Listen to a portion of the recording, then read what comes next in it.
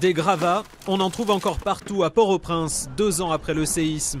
Ici, des logements doivent voir le jour, et c'est nouveau, les observateurs étrangers ne sont plus complètement pessimistes. Le gouvernement a une vision claire de ce qu'il veut faire. Ça, c'est crucial. Deuxièmement, les dirigeants sont là pour communiquer cette vision aux gens et les motiver.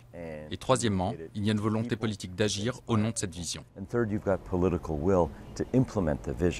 500 000 personnes attendent toujours un toit. C'est beaucoup, mais mieux qu'au lendemain du séisme quand plus d'1 million dormaient dehors. Une fissure mineure. On met seulement F. Cet ingénieur est là pour vérifier l'état des maisons qui restent encore debout, car de l'argent est disponible pour subventionner les réparations, mais les logements ne sont qu'un point de départ. Une fois qu'on a ramené les gens dans le quartier, il faut réhabiliter ce quartier avec des infrastructures, l'accès aux services de base.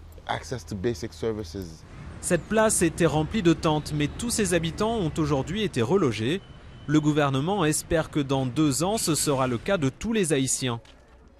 Cette reconstruction est financée par les dons étrangers. Pour la suite, ce sera au faible État haïtien d'être à la hauteur.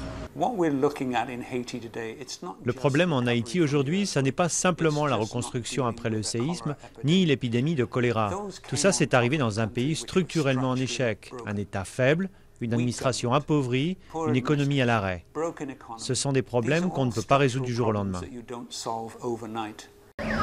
2 ans après, Haïti reste profondément marqué par le séisme et l'île reste le pays le plus pauvre des Amériques.